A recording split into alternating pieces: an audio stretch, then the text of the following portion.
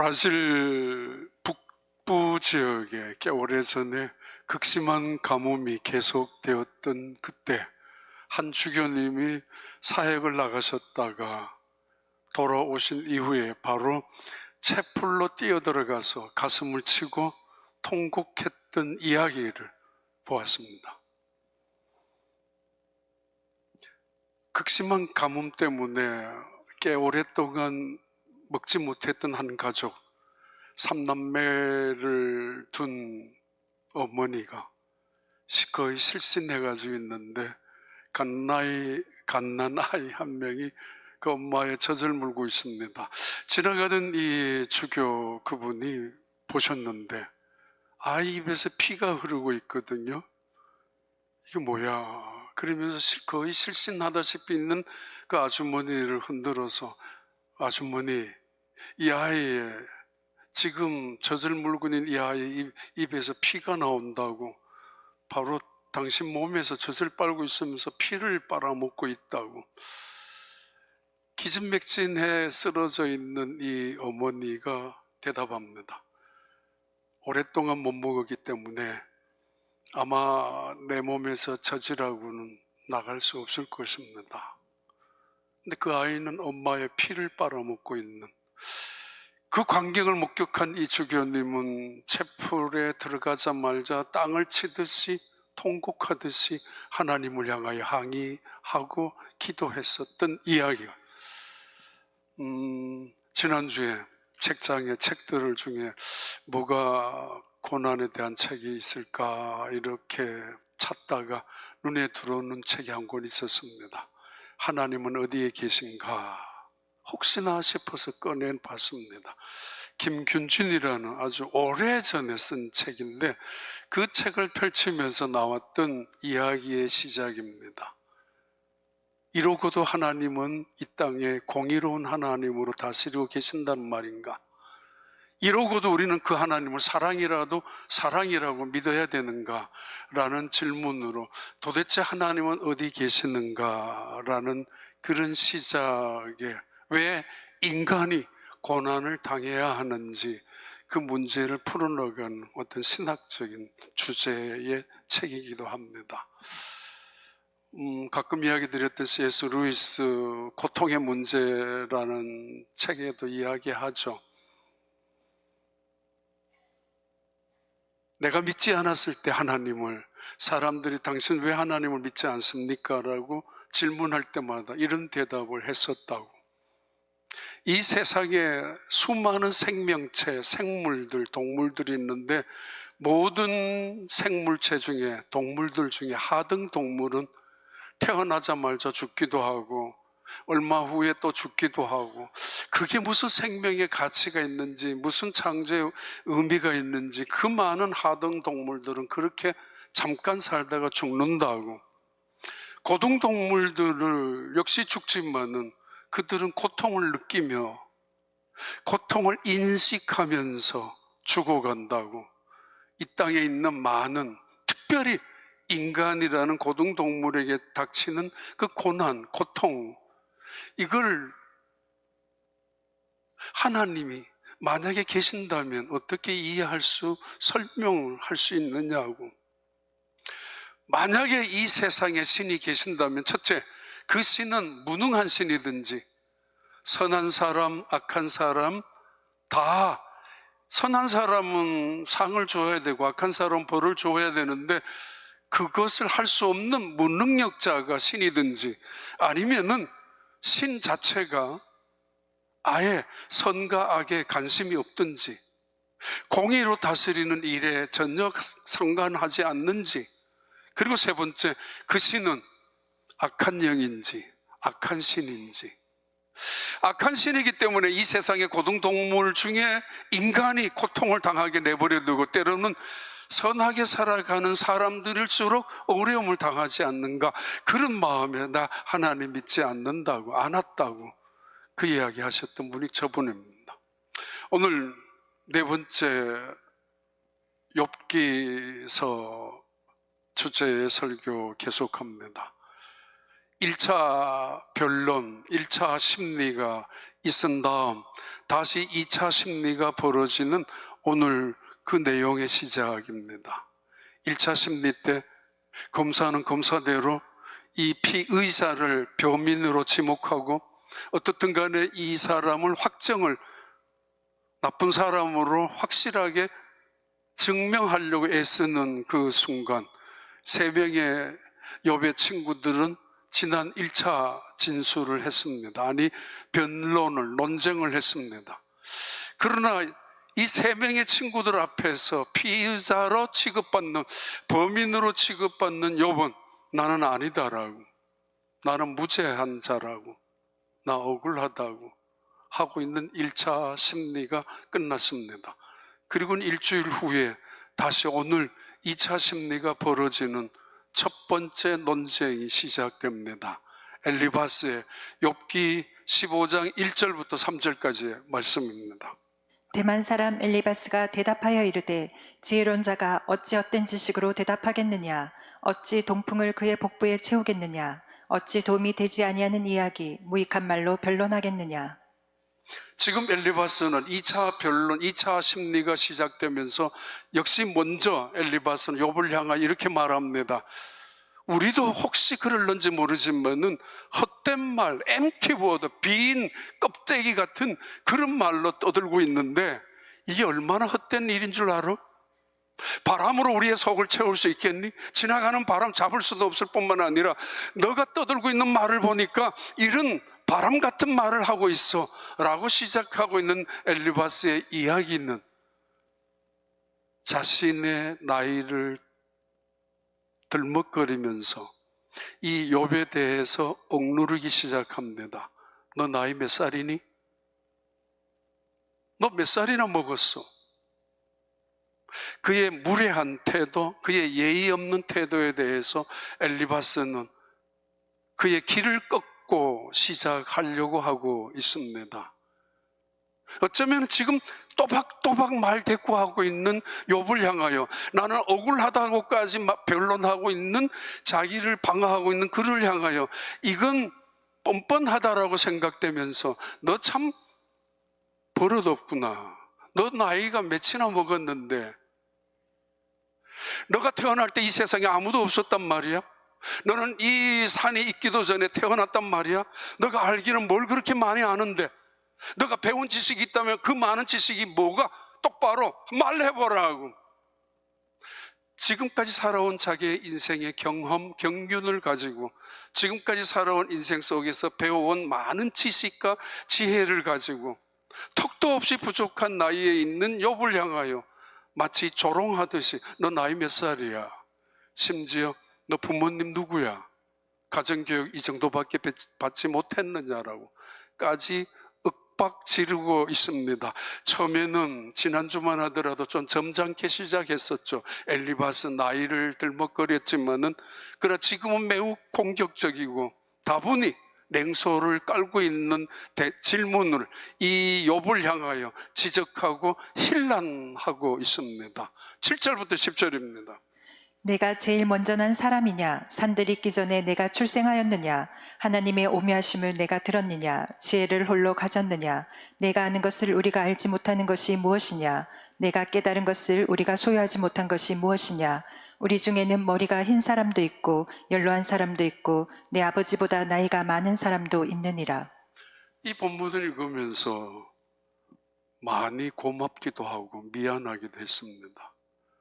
30살, 31살 막 시작하는 그때 우리 교회에서 목회를 시작했습니다. 그때 전부 저보다 연세가 드신 분들입니다. 뭘 보고 저 젊은 것을, 뭘 안다고 저 같은 사람의 입에서 뭐가 들을 게 있다고. 그래서 참 아찔하죠. 지금 생각해도. 지금 우리가 생각하더라도 젊은 사람들 보면 얼마나 알까. 한편으로는 좀 조심스럽기도 하고 때로는 잘할 수 있을까 걱정되기도 하고, 그런 좋은 마음에서 시작되는 이 두 번째 논쟁에서 욥은 그 말에 대해서 할 말은 없습니다. 사실은 맞거든요. 예수님이 사역하실 때 유대인들 중에서 제사장들, 서기관과 바리새인들이 예수님께 이렇게 말했습니다. 넌 50도 안 된 나이에 뭘 그렇게 안다고 우리 앞에 가르치려고 하느냐고. 50도 안 된 그 인생을 살았으면은 좀 겸손하게 나이 든 사람이 이야기를 들어야 한다라고. 사실은 그 젊은 나이에 참아주고 이해해주고 심지어는 도와주고 그런 마음들 지나고 나서 보면은 정말 고맙기도 합니다. 이런 이야기를 지금 엘리바스가 욥을 향하여 너는 너가 알고 있는 지식이 전부 다인 것처럼, 너가 갖고 있는 지혜가 세상에서 가장 뛰어난 지혜인 것처럼 너 스스로는 억울하다라고 말하고 있지만은 이게 증거 아니냐고. 너 말 많은 거, 아니 너가 지금 고난을 당하고 있는 이게 증거라고. 너가 죄인이라는 거. 그의 연소하면서 나는 무례한 행동, 아직까지 세상을 살아보지 못한 입장에서 경험하고 있는 그의 당돌함을 마치 꾸짖듯이 엘리바스는 지적하고 있습니다. 그게 욥기 15장 나오는 엘리바스의 논쟁입니다. 이 논쟁에 대한 욥의 대답, 바로 16장에서 1절, 2절입니다. 욥이 대답하여 이르되 이런 말은 내가 많이 들었나니 너희는 다 재난을 주는 위로자들이로구나. 누군가가 나에게 위로하러 왔다가 위로보다가는 상처를 줄 때가 있습니다. 말을 곧 씹어보면 정말 불쾌할 수도 있습니다. 그렇게 말 안 했는데도 오해가 될 수 있는 말이 있기 때문에, 그래서 와서 위로하기보다는 상처 위에 상처를 더 주는 사람도 있습니다. 지금 욥은 자기를 위로하기 위하여 찾아온 엘리바스, 빌다, 소발 3명의 친구들을 향하여 너희는 나를 위로하기보다는 재난을 주기 위해서 찾아온 위로자라고. 재난을 주기 위하여, 상처를 주기 위하여 내 괴로움 위에 또 다른 괴로움을 주고 있는 사람들이라고 그렇게 시작하고 있습니다. 세상의 인간관계는 때때로 그렇습니다. 이런 속에서 욥이 어떻게 이겨내는가? 그들의 비아냥, 그들의 정죄, 그들의 비난 속에서 어떻게 그가 이길 수 있는가? 논쟁을 이긴다는 것은 굉장히 위험한 일입니다만은 16장 19절 말씀 봐요. 지금 나의 증인이 하늘에 계시고 나의 중보자가 높은 데에 계시니라.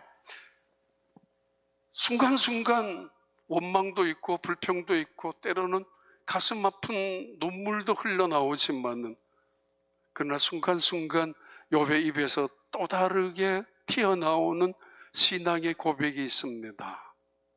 그래, 나에게는 증언자가 있어, 증인이 있어. 나에게는 응원자가 있다고.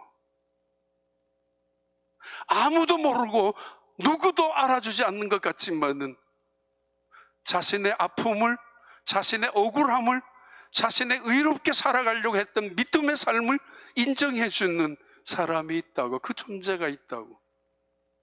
My witness is heaven.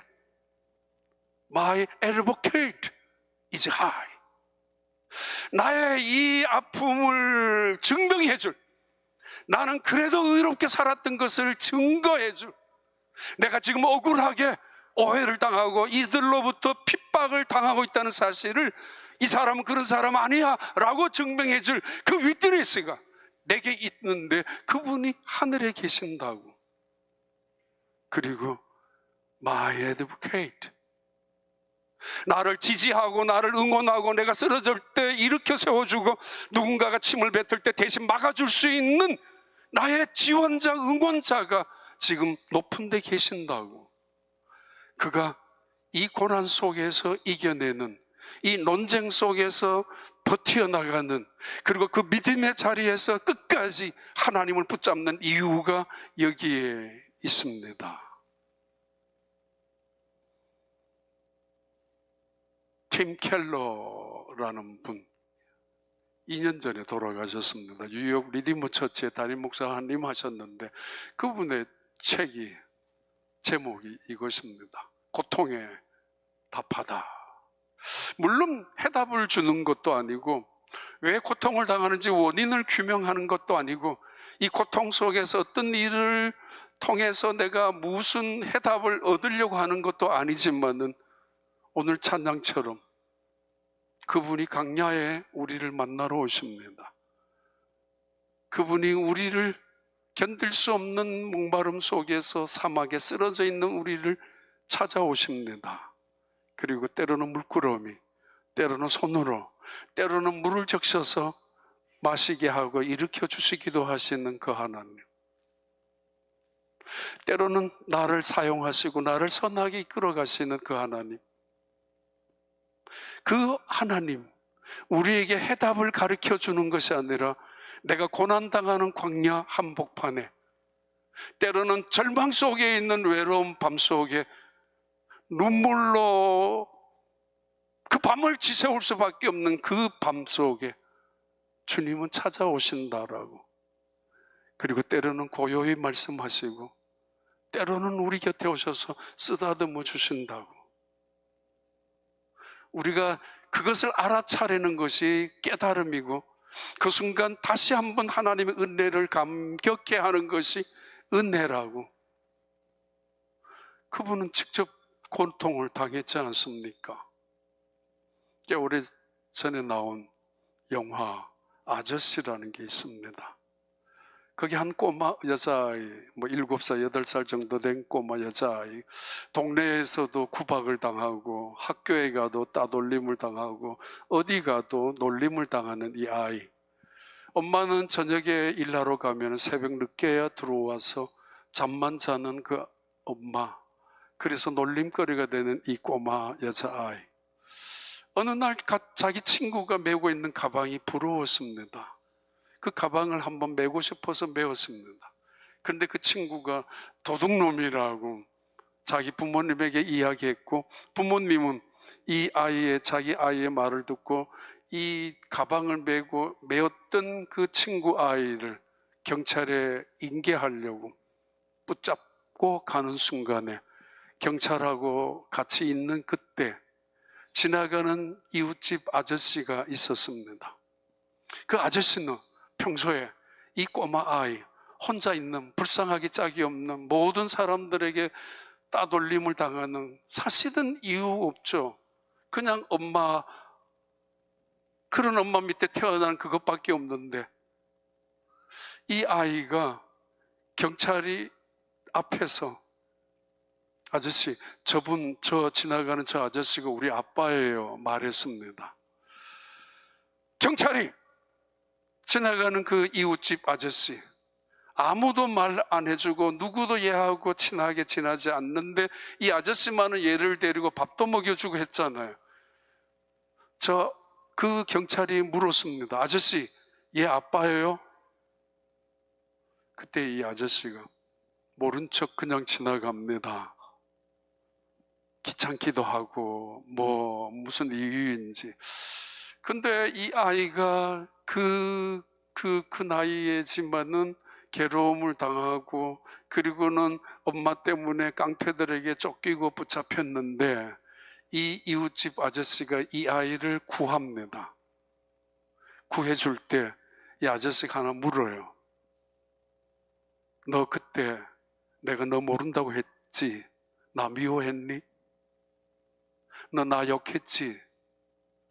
어른 같으면 이 세상에 믿을 놈 한 놈도 없다고, 맞아, 그 말 맞아 라고 했겠지. 근데 얘가 그 말 안 했습니다. 아니에요.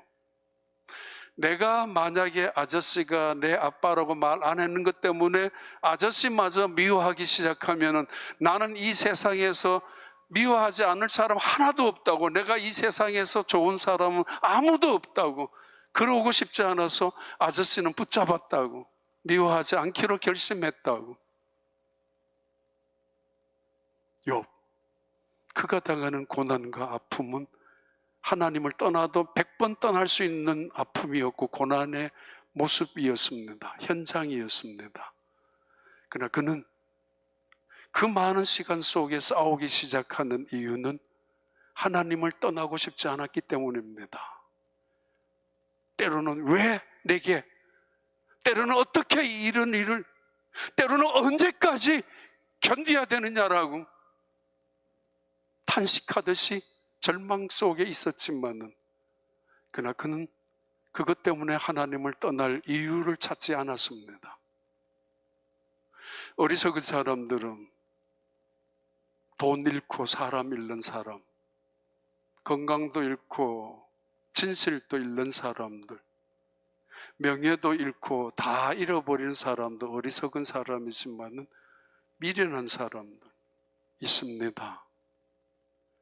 잃고 나서 뭔가 내 자리에 고난이 찾아왔는 순간에 제일 먼저 나 교회 안 가. 하나님 뭘 해준 게 있냐고. 나 하나님 안 믿어. 하나님이 마치 우리의 채무자인 것처럼, 나는 하나님께 대해서 마치 채권자인 것처럼 행세하듯이 무슨 일만 생기면 교회 가기 싫어 라고 하는 사람들을 향하는 욥의 신앙의 태도는 우리에게 중요한 메시지를 던져줍니다. 하나님은 아실 것이라고, 나의 증인이라고. 그 손을 놓지 않습니다. 내가 하나님마저 포기해버린다면 이 세상은 내 편에 아무도 없기 때문에, 내가 하나님마저 떠나버리면 이 세상에서 내 곁에 있을 사람은 누구도 없기 때문에 내가 왜 그 하나님을 떠나갑니까? 그의 원망과 불평은 불신앙이 아니라 믿음을 향하는 몸부림이며 하나님의 대답을 듣고 싶어하는 그의 간절함 때문에 그는 탄식하고 있는 순간입니다. 이 말이 마치고 나서 두 번째 논쟁이 다시 빌닷이라는 사람에 의해서 시작됩니다. 봐요, 18장 1절 2절입니다. 수아 사람 빌닷이 대답하여 이르되 너희가 어느 때에 가서 말의 끝을 맺겠느냐. 깨달으라. 그 후에야 우리가 말하리라. 지금 욥이 계속 논쟁을 하고 있습니다. 또박또박 말 대꾸하듯이 하고 있습니다. 그래야만 살 수 있기 때문에. 그런데 지금 빌닷이 말합니다. 너 그 입 좀 다물라고, 말 좀 그만하라고. 도대체 너가 언제까지 말을 맺어야 하느냐라고. 내가 빨리 너의 말을 멈추고 내가 말하고 싶다고 그렇게 말하고 있습니다. 곰이 죽는 이유는 그 곰 몸속에 있는 쓸개 때문에, 그 동물이 그 죽어가면서 고통을, 인간이 얼마나 잔인한가 하면 그 쓸개를 빼먹으려고 살아있는 곰에 칼을 대는. 근데 아무튼 곰은 쓸개 때문에 죽을 때가 있습니다. 사람은 그 속에 있는 혓바닥 때문에 죽을 수 있습니다. 때로는 내가 죽고 때로는 다른 사람도 죽일 수가 있습니다.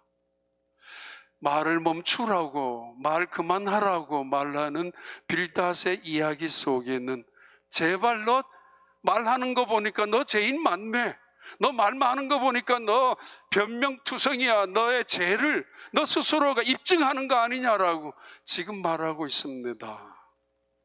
5절 7절 봐요.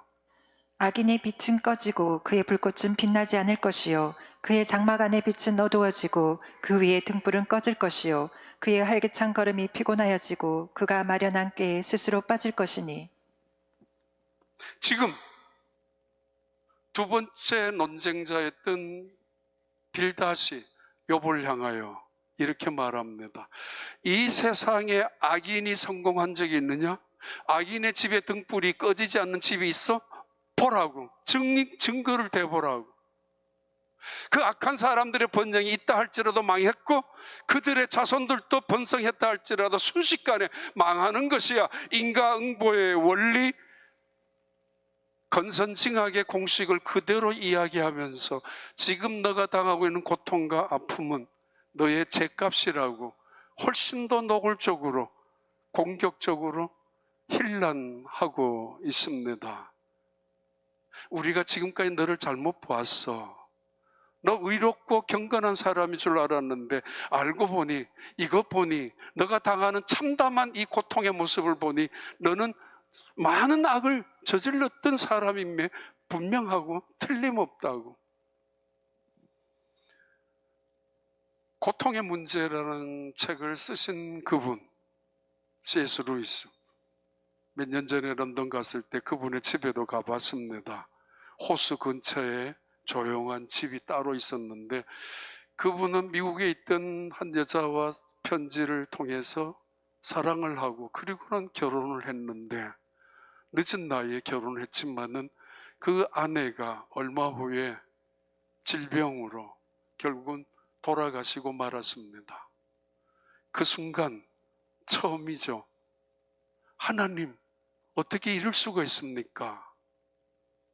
그나마 내가 행복하게 느낄 수 있었던, 내가 기쁨을 가질 수 있었던 한 사람을, 그것도 이 고통 속에서 이렇게 데려갈 수 있습니까?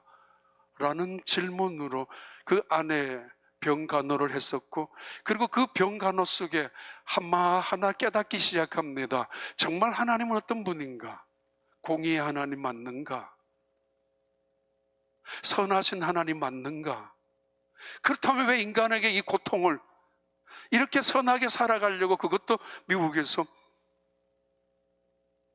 결혼했지만 남편을 통해서 여러 가지 어려움을 당했던 그분, 다시 결혼해서 재혼해서 이제 행복하게 살 수 있을 거라고 믿고 그런 시간을 보내왔는데 왜 그때 데리고 가느냐라고. 도대체 하나님의 심수를 어떻게 이해할 수 있는가? 그 책이 고통의 문제인데, 그는 그 어려운 순간순간 잠깐 잠에 들어있던 순간에 문득 깨어났는데, 깨어나면서 생각한 것이, 하나님은 우리에게 고난을 주시는 이유가 이것이구나. 확성기라고. 내가 잘 살 때, 내가 행복할 때, 내가 웃을 때, 내 손에 들고 있는 모든 것들이 나의 행복을 좌우한다고 생각하고 있는 그 순간에 정신 차리도록 어느 날 갑자기 사고, 어느 날 갑자기 불행, 또는 어느 날 갑자기 우리 속에 도저히 있을 수 없는, 생각도 못했던 아픔이 찾아올 수 있는데, 바로 그 순간이 우리를 향하는 하나님의 확성기라고. 깨어나라고, 겸손하라고, 정신 차리라고, 진실하게 살아가라고, 감사하라고. 무엇 하나 너희들 마음대로 갖고 있다고 네 거 아니라고. 다 기히 여기고 소중히 여기고 당연하게 여기지 말라고. 이 세상에 월드 트레이드 센터 무너지고 난 다음 살아난 사람들 중에 한 사람이 그랬죠. 한국 사람, 그 빌딩 안에서 일했던 사람. 지금까지 내가 누려왔던 모든 것, 지금까지 내가 살아왔던 모든 성공의 가도길을 걸어왔던 게 당연한 게 아니었다고. 간신히 목숨을 구해 살아나왔던 그 젊은이가 뱉어낸 이야기입니다. 이 땅에 무엇 하나 당연한 거 없다고. 마찬가지로 내가 꼭 당해서는 안 되는, 왜 나만 당해야 되느냐는 이야기와 마찬가지입니다. 누구도 예외가 될 수 없다고. 욥기 19장에 말씀합니다. 1절 2절 봐요. 욥의 대답입니다. 그래, 23절부터 26절까지 나의 말이 곧 기록되었으면, 책에 쓰여졌으면, 철필과 납으로 영원히 돌에 새겨졌으면 좋겠노라. 내가 알기에는 나의 대속자가 살아계시니 마침내 그가 땅 위에 서실 것이라. 내 가죽이 벗김을 당한 뒤에도 내가 육체 밖에서 하나님을 보리라. 지금 빌닷이 욥을 향하여 너의 죄값을 너가 당하고 있다라고, 사실은 또 한 번 친구들과 거의 똑같은 말이지만 이 빌닷은 훨씬 더 강하게 이 욥을 비난하고 있습니다. 그러면서 너 숨기지 말라라고, 너의 죄를 은폐하지 말라라고, 심지어 부끄러워하지 말고 지금이라도 회개하면은 하나님께서 너를 들어주실 것이라고 하고 있는 그에게 그 유명한 또 한 번 이야기합니다. 욥기 19장 19절에, 아니 25절에 그 유명한 말씀입니다. 나의 대속자가 살아계시니 그가 땅 위에 서실 것이라고, 내가 이제 육체 밖에서 그를 볼 수 있을 것이라고. 놀라운 신앙의 고백, 아주 위대한 부활의 신앙의 고백을 합니다. 그 말 좀 멈추라고 했지만은 알고 보면은 내 아픔을 누구한테도 이야기하지 않아서 침묵할 때가 있었습니다. 때로는 억지로 간신히 한두 사람에게 이야기했는데 돌아오는 것이 오해였고 나에게 더 큰 상처가 될 때도 있어서 다시는 말하지 않겠어 라고 침묵할 때도 있었고, 그 아픔 고난의 밤 속에 그 바닥 속에 있었을 때에 부모님께라도 전화를 해야지라고 하지만은 차마 말을 못했습니다. 인사만 했지 내가 당하는 아픔, 내가 당하는 이 억울함, 내가 가정에서 일어나는 그 괴로운 일들을 부모님에게 해봐야 고통만 안겨줄까 봐 괴로워서 못했습니다. 그러나 끊임없이 하나님을 향하여 그 밤에 울었고 그 밑바닥 속에서 하나님을 향하여 원망하다가 결국은 이렇게 고백합니다. I know my Redeemer live in the end. 종말 속에 나의 구속자는 살아계신다고. 그리고 He will stand on the earth. 땅 위에 서게 될 것이라고. 그분이 언제인가 땅 위에 서게 되는 날, 구속자로 내 앞에 나타나는 날, 선과 악이 완전히 드러날 것이고 누구가 의인인지 누구가 불의한 자인지 확실히 판가름 날 것이고, 양과 염소가, 그리고 쭉정이와 알곡이, 그리고 진짜와 가짜가, 거짓과 진실이 드러나게 될 거 말 것이라고. 그는 그 희망을 갖고 있습니다. 지금 너희들 이 말싸움 속에서 싸운다 할지라도 그러나 내게는 구속자가 계시는데 그분이 이 땅에 서시는 날, 다시 찾아오는 날 모든 게 확연히 드러날 것이라고. 내가 얼마나 억울했는지, 내가 아픔을 왜 당해야 하는지도 알게 될 것이고, 그리고 너희들은 그 부끄러움에, 끔찍한 부끄러움에 몸서리치게 될 것이라고. 너희들의 과거, 너희들의 아픔, 너희들의 더러운 죄악이 고스란히 드러나게 될 것이며, 그 순간 너희들은 오히려 너희들이 정죄하던 그 손이 부끄러워서 숨게 될 것이라고. 그러면서 내 육체 밖에서 내 주 하나님을 만날 것이라고 부활에 대한 소망까지 가집니다. 이 땅이 전부가 아니라는 것이고 여기가 끝이 아니라는 것이고, 우리가 만나는 고난이, 이 정도의 모든 환난이 이 세계 그것이 전부가 아니라는 것입니다. 우리가 잠시 받는 환난에 경한 것이 지나간다고, 가볍다라고. 왜? 하나님의 영원한 영광과 비교할 수 없다라고. 우리가 받는 환난, 이것은 하나님의 영광과 비교조차 할 수 없는 것이라고. 영원한 영생의 나라, 그 하나님의 나라, 그곳에서 있는 하나님의 축복의 세계. 기억날 때 있습니다. 어느 여자 집사님이 일 갔다 와서 밥 먹고 청소하고, 근데 맏딸이 말을 잘 안 들어. 그래서 걔를 불러놓고 말했대잖아요. 야, 엄마 힘들어 죽겠어. 일 가서 주인 눈치도 보고 그래서 간신히 돈 벌어 왔는데 집에 오서라도 너가 엄마를 도와줘야지. 이게 뭐냐고. 엄마 힘들어 죽겠다고. 차라리 죽고 싶다고. 근데 이 딸아이가, 엄마 나도 힘들어. 나도 힘들어 죽겠어. 학교 가서 친구들 사귀는 것도 힘들고 영어 따라가는 것도 쉽지 않고 뭐 다 하는 것 같지만은 쉽게, 그리고 이것저것 집에 와서도 하는 일들이 쉽지 않다고. 엄마 나도 힘들어. 왜 이민 와가지고 엄마 우리 이리 고생하게 하느냐라고. 그때 그 꼬마 중에 한 명이 그랬지 않습니까? 교회 다닌 사람들이 왜 그러느냐고. 왜? 영원한 나라가 있는 사람들, 오늘의 힘든 것도 언젠가는 영광으로 변해질 것이라고. 시편 73편 25절부터 봐요. 하늘에서는 주 외에 누가 내게 있으리요, 땅에서는 주밖에 내가 사모할 리 없나이다. 내 육체와 마음은 쇠약하나 하나님은 내 마음의 반석이시요 영원한 분기시시라. 무릇 주를 멀리하는 자는 망하리니 음녀같이 주를 떠난 자를 주께서 다 멸하셨나이다. 하나님께 가까이함이 내게 복이라.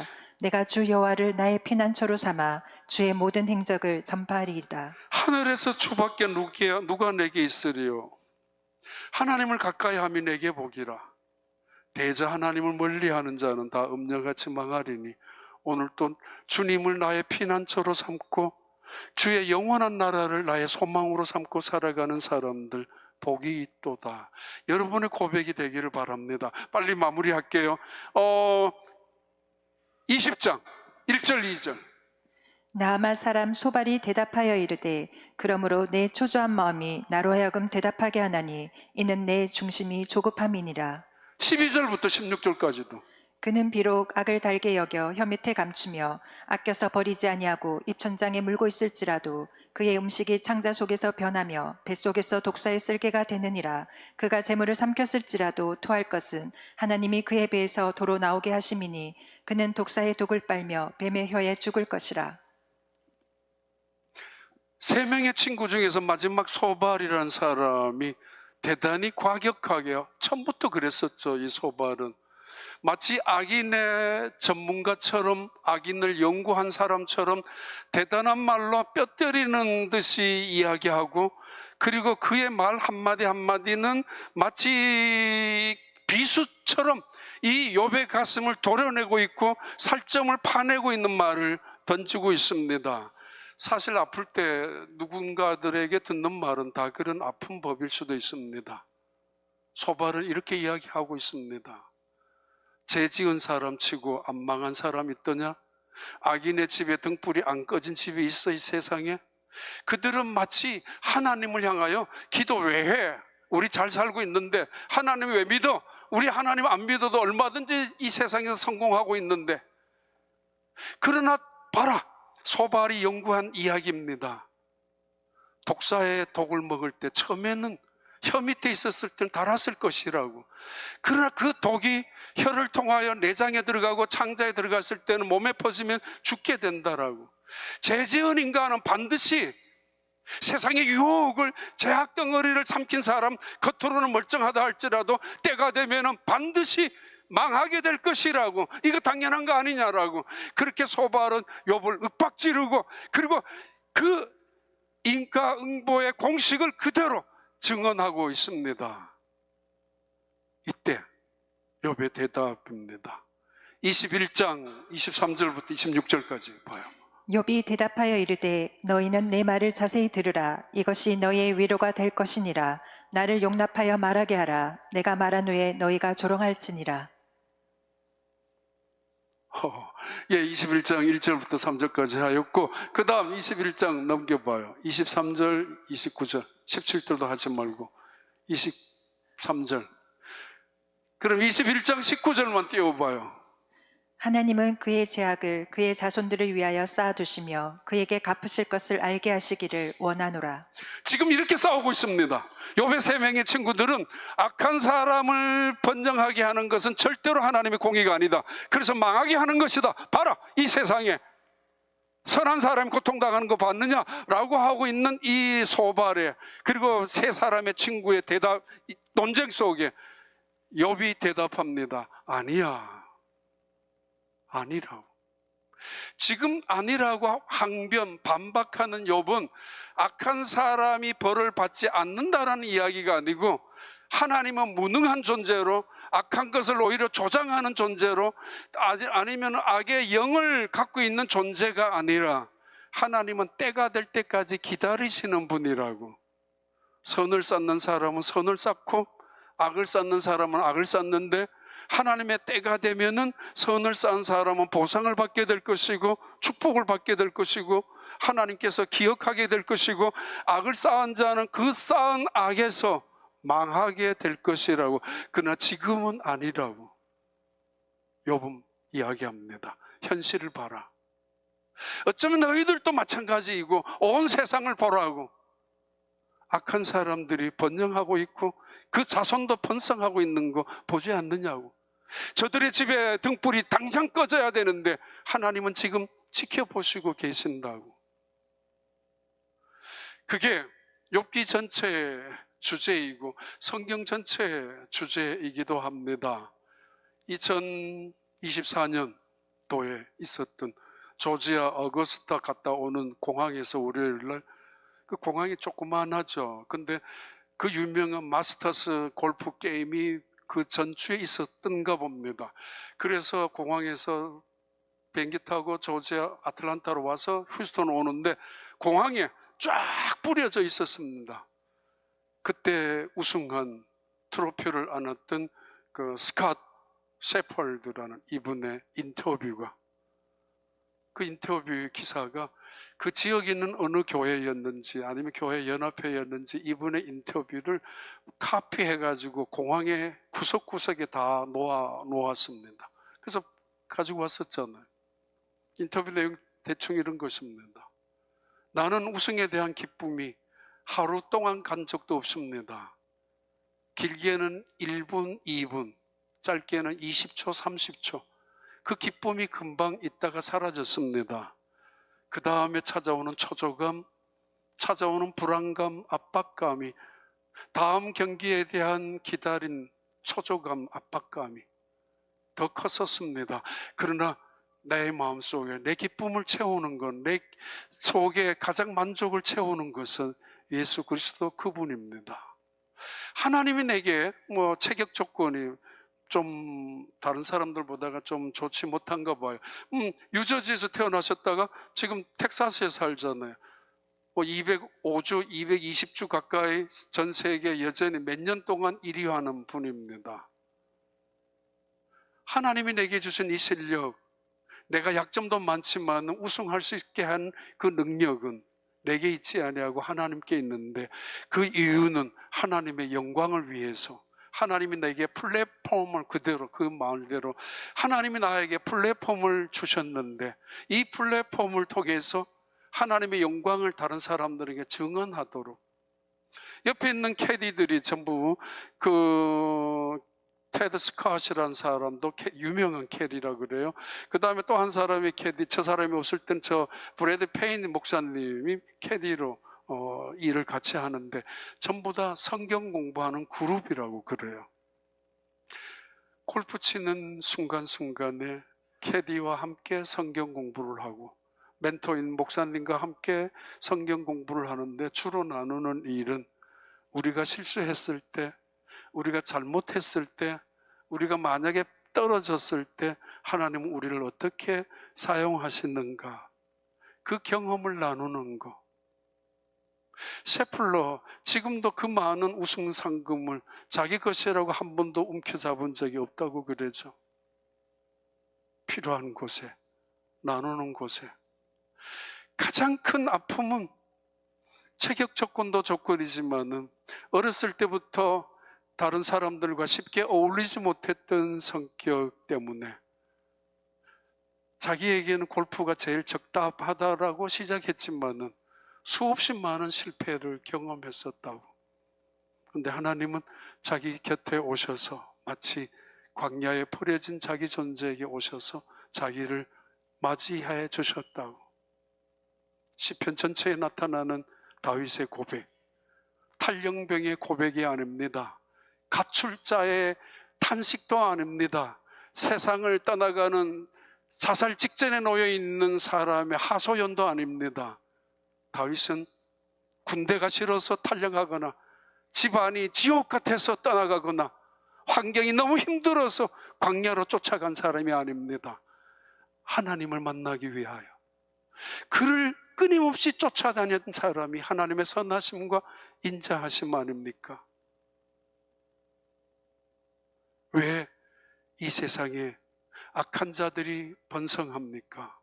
Why the wicked people prosper? 왜 악한 자들이 저렇게 번성하는 걸 보고 있어야 합니까? 때로는 Why the righteous people, righteous suffer?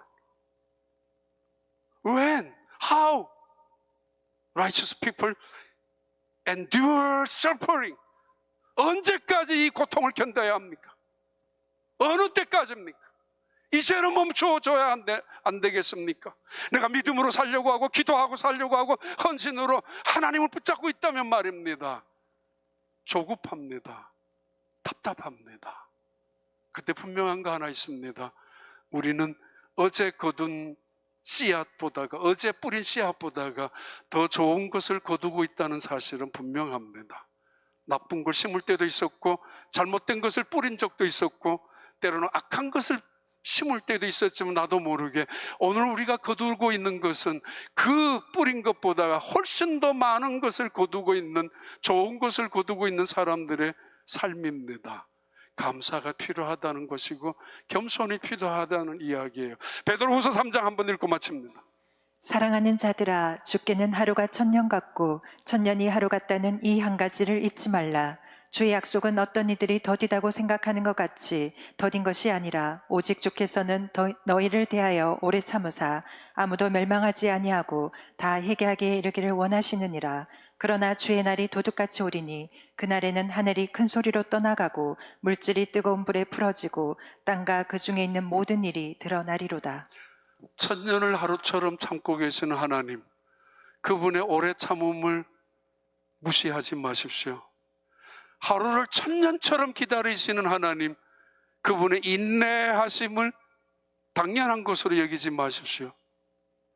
때로는 입술을 깨물고 참고 계시고 가슴을 찢으면서 기다리고 계시는 하나님, 악한 사람들보다가 선한 사람들이 고난을 당하고 있는 순간에 기다리고 또 참고 우리를 품어주시는 하나님, 그 하나님의 은혜가, 하나님의 기다림이 오늘도 우리를 지켜주시고 있기에 우리는 이 땅에서 믿음으로 은혜로 살아가는 것입니다.